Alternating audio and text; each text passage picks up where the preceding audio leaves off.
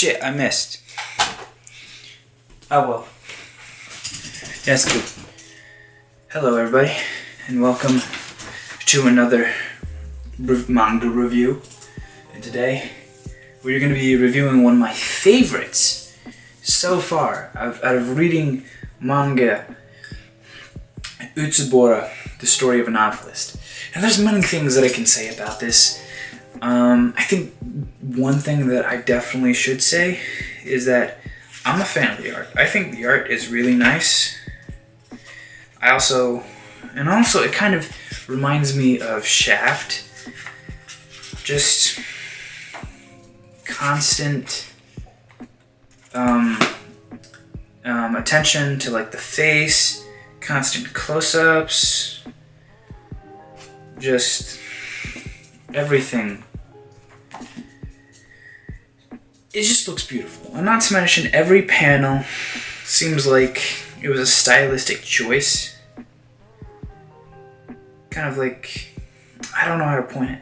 It's like a artistic panel design, I guess, as I would put it. But you know what?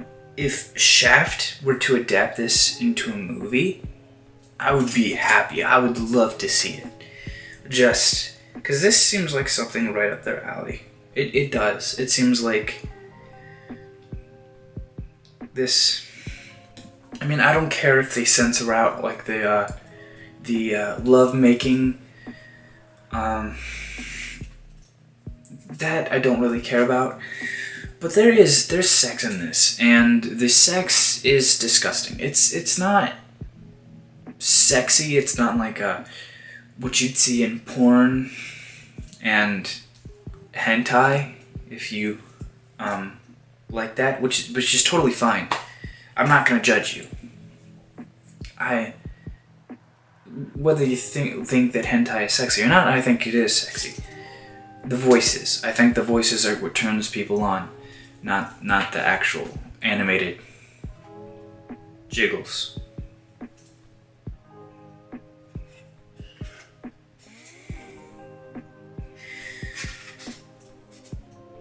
That, yeah. I just cut to a sex scene, but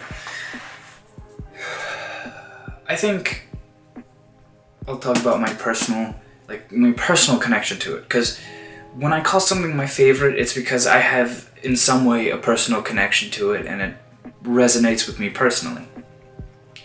Eventually, I would kind of want to write my own movie or write a book, and at the end of this it states you write because you're alive because you write, because the author is an author who can't write isn't an author who can't write might as well be dead, because the whole story of this is an author who succumbs to the siren called plagiarism, and I can't help but feeling like I feel like maybe there's just this call of plagiarism. And also, like, talking about the anime community, I imagine there's like a huge amount of plagiarism in the anime community, because not many people look at blogs, and not many bloggers watch videos, and there are a lot of blogs that are just like no one reads, but they're like really high def.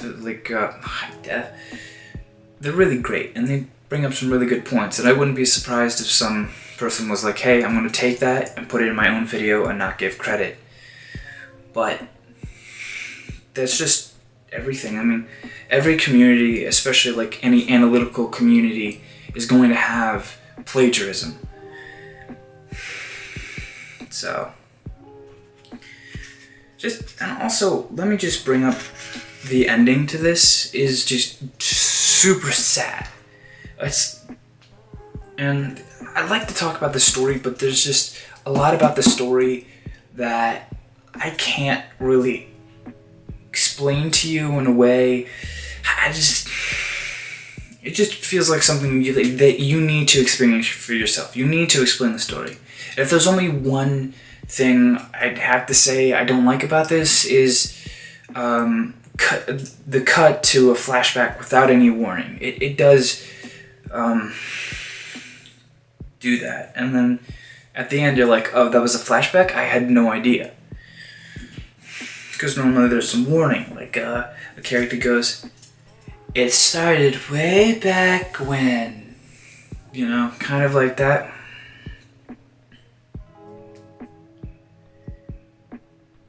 Dude, I love it. Like, when the girl is giving the dude the blowjob. This is pretty fucking sexy. Even though he doesn't want the blowjob. Who doesn't want a blowjob?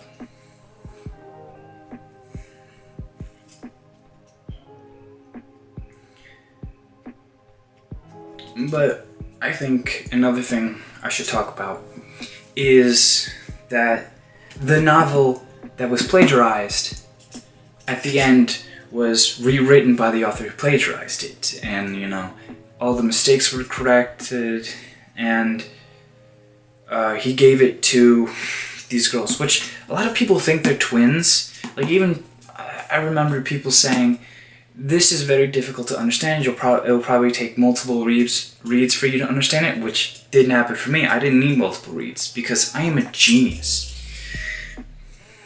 But right after someone said that, I believe they said, and then here's the twins. You don't understand what I mean. Whatever. But at the end, the book that was plagiarized and was rewritten by the author who plagiarized it in the first place, to just like polish it and drastically change a lot of the stuff, it became a huge hit, mainly because the author died. Now that's a spoiler, but how he died and how he chose to die, you're gonna have to figure out for yourself, because spoilers, they can help you, they can drastically, not drastically, but it can help you appreciate something even more. Because a lot of times when something is spoiled for you, but you still watch it, you're gonna see more flaws than you would your first time watching it. But either way, enough of spoilers. At the end it said, Utsubora enjoyed staggering sales thanks in part to the buzz from the author's mysterious death. Went into reprint after reprint and in no time came to be considered author Shun Mizuragi's masterpiece. The content had undergone major changes since the magazine serialization. The main character's name, and you get it.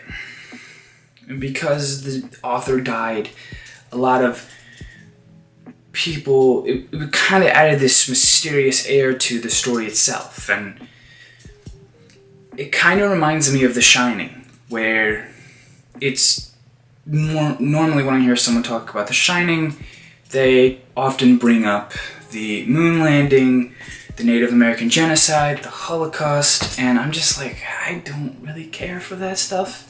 But people, that's how The Shining is now considered a masterpiece, if I'm not mistaken. I'm pretty sure that's how. And just a little side note, it's not scary,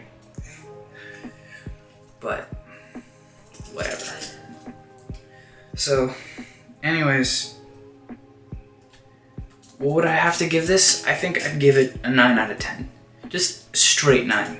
Because this is so good and it was so awesome. And the ending just was satisfying. I was satisfied with the ending. I definitely do plan on rereading this, and of course I'll probably come upon things that I missed in my first time reading. But anyways, check this out. I'd recommend this. And as always, bye. All right, bye.